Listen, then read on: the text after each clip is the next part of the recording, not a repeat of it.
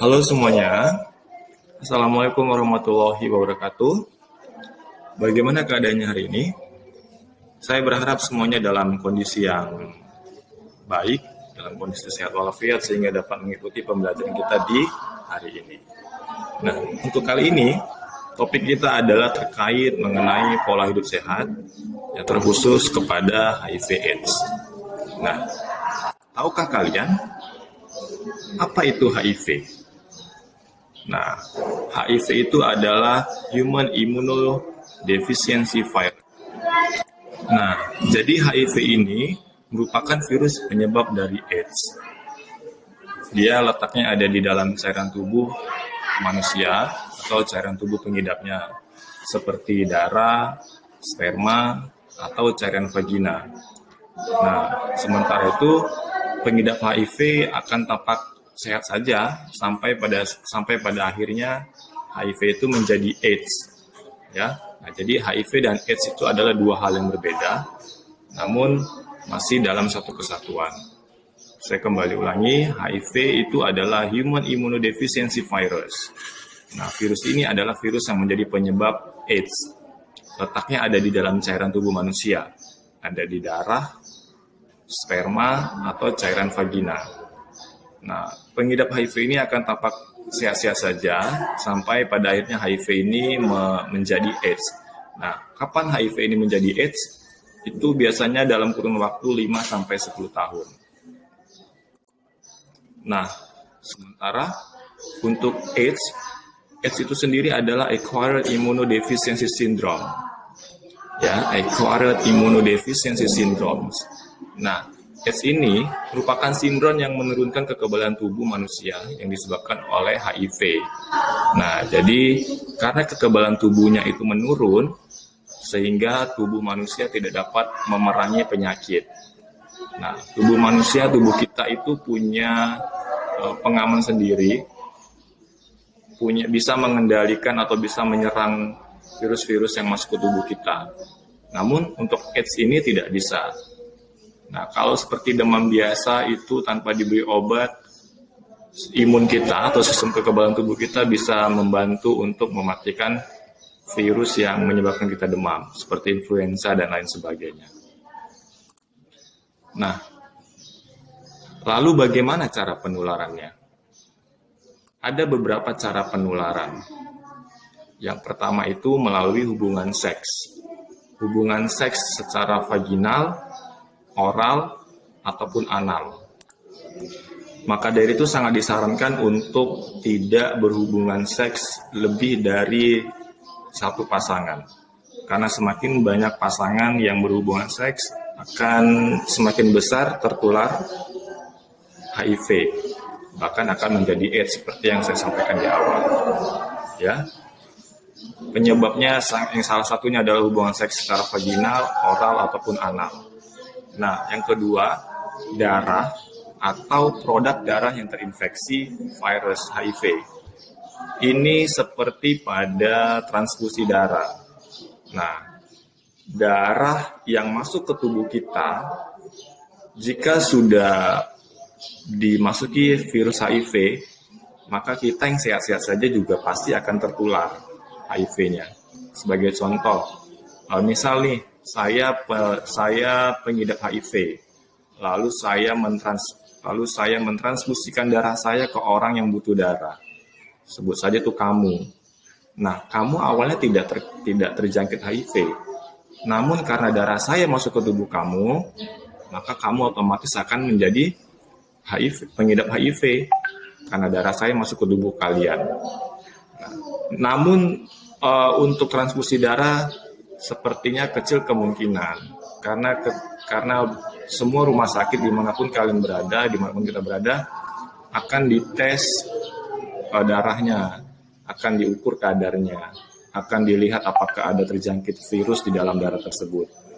Jika terjangkit virus, tentu tidak akan dilanjutkan proses pengambilan darah untuk ditransfusikan ke orang yang dibutuhkan. Itu yang kedua. Nah, lalu yang ketiga, penularan dari ibu ke bayi, baik pada saat mengandung, melahirkan, ataupun menyusui. Nah, Bayi yang di dalam kandungan juga akan bisa terjangkit HIV jika ibunya adalah seorang pengidap HIV. Seperti itu. Nah, jika ibunya bukan pengidap HIV, tentu anaknya tidak terjangkit HIV. Ketika lahir, anak tersebut dalam kondisi sehat. Namun, jika anak yang sehat tadi disusui oleh perempuan pengidap HIV, maka anak yang sehat tadi akan tertular HIV dari perempuan yang menyusuinya. Oke. Nah, yang berikutnya adalah penggunaan jarum suntik bergantian. Nah, kenapa bisa penggunaan jarum suntik bergantian termasuk salah satu menjadi bagian penularan HIV? Karena begini, jarum suntik yang masuk ke tubuh kita tentu akan tertinggal darah di dalamnya. Nah, jadi setetes darah juga sangat berpengaruh besar terhadap penularan HIV. Sebagai contoh, saya pengidap HIV dan kamu orang yang dalam kondisi sehat.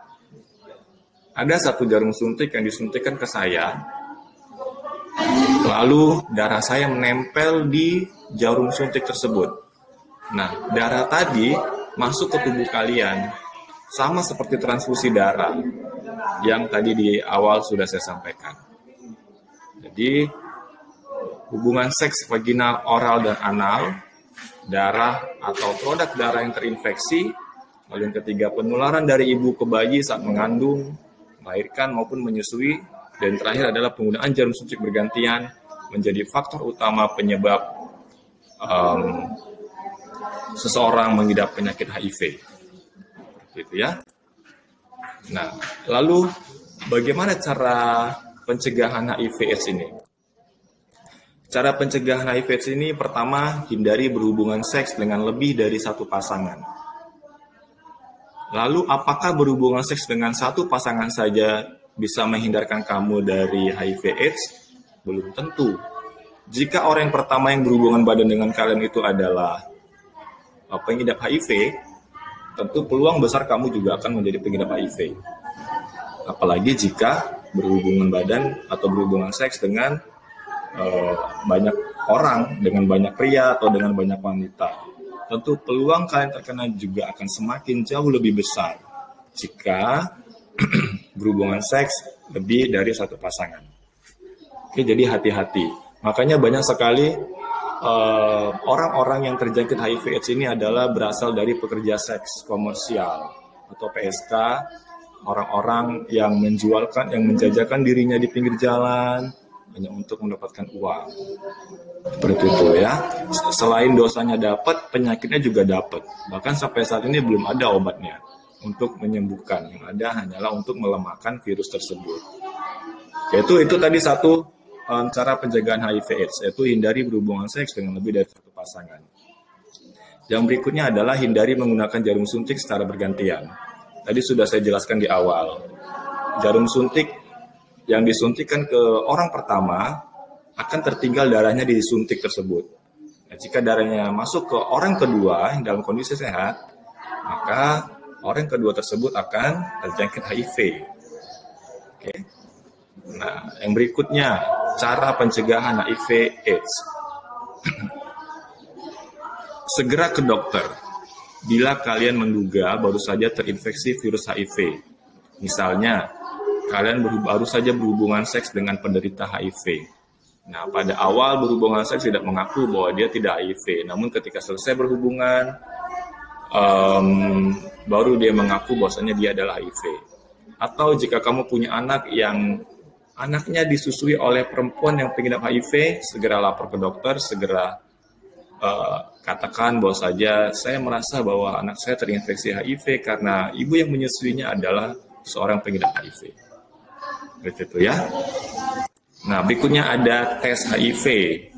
Nah, ada beberapa tes untuk mengetahui apakah kita terinfeksi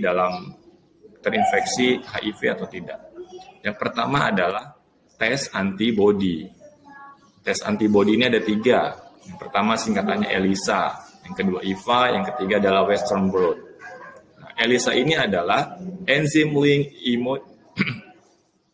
Link Immunosorbent Assay. Nah, ini merupakan tes yang umumnya digunakan sebagai langkah awal untuk mendeteksi antibodi HIV. Nah, jadi sampel darah yang diambil itu dibawa ke laboratorium, lalu dimasukkan ke dalam tempat atau wadah yang sudah diberi antigen HIV. Nah, selanjutnya, enzim tadi akan dimasukkan ke dalam wadah tersebut untuk mempercepat reaksi kimia antara darah dan antigen. Nah, kalau darahnya mengandung antibodi HIV, maka darah akan mengikat antigen tersebut di dalam wadah.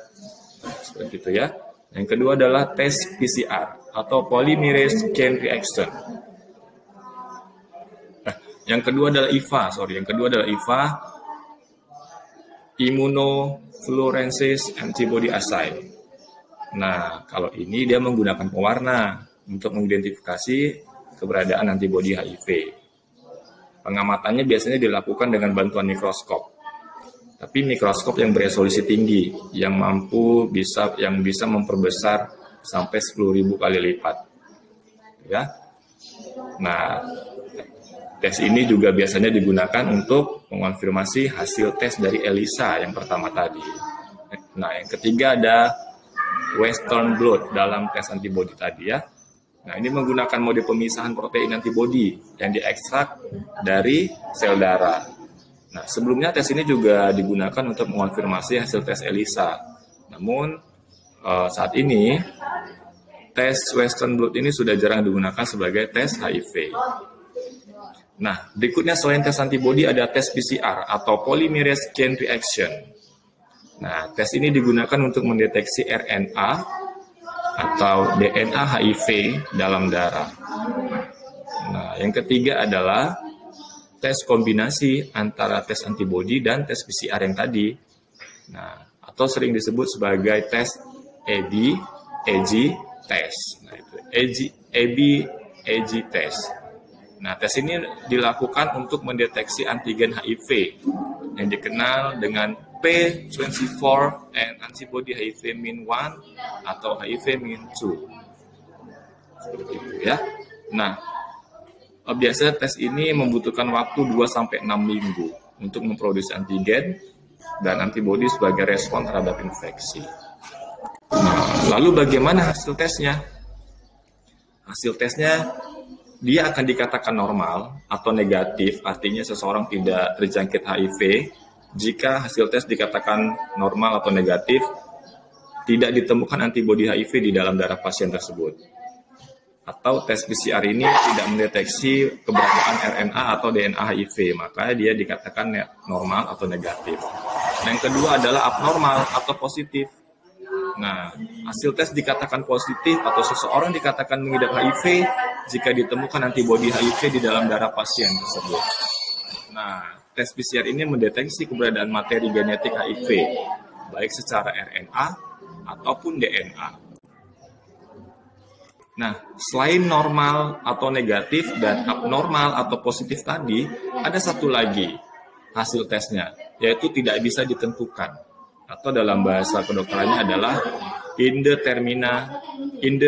indeterminate result. Nah, hasil tes ini nggak bisa menunjukkan secara jelas apakah pasien itu terinfeksi atau tidak. Seperti itu ya. Nah, tapi pasien yang tetap memiliki hasil tes tidak tentu juga selama 6 bulan atau lebih disebut stable indeterminate dan dianggap tidak terinfeksi HIV, belum tentu ya. Nah, berikutnya ada beberapa opini-opini dari masyarakat yang salah tentang HIV/AIDS. Yang pertama ada yang mengatakan di masyarakat bahwa HIV itu merupakan penyakit dari kutukan Tuhan. Itu nggak benar ya, karena semua orang bisa saja tertular. Bisa anak-anak, remaja, dewasa, orang tua, atau bayi, atau calon bayi yang masih dalam kandungan itu bisa tertular. Nah, ada juga mengatakan HIV/AIDS merupakan penyakit orang barat atau orang turis. Tidak benar juga, karena HIV/AIDS tidak berdasarkan pada ras. Mau ras putih, ras kulit hitam, ya masuk semuanya. Mau warga negara Indonesia, Singapura, Amerika, Italia, semuanya bisa terkena. Lalu yang berikutnya, HIV/AIDS hanya menular lewat hubungan seks. Tidak hanya lewat hubungan seks ya. Jadi HIV/AIDS itu tidak tertular hanya lewat hubungan seks. Ada banyak lagi seperti saya jelaskan tadi di awal. Bisa melalui aktivitas yang berhubungan dengan pertukaran cairan tubuh, seperti sperma yang masuk ke vagina atau cairan vagina yang mengenai testis dari laki-laki, atau juga darah, seperti itu ya. Lalu berikutnya ada HIV/AIDS penyakit kaum homoseksual, itu juga tidak benar. Yang non-homoseksual, yang normal-normal saja, itu juga bisa dapat tertular, semua golongan. Oke. Nah, yang berikutnya, HIV/AIDS ini banyak diderita oleh pekerja seks. Enggak juga, ada yang tidak pekerja seks juga kena, jadi semua orang beresiko untuk tertular. Ya, seperti itu. Oke, demikian materi kita untuk kali ini mengenai pola hidup sehat terkait HIV dan AIDS. Terima kasih untuk semuanya, tetap jaga kesehatan. Assalamualaikum warahmatullahi wabarakatuh dan bye semuanya.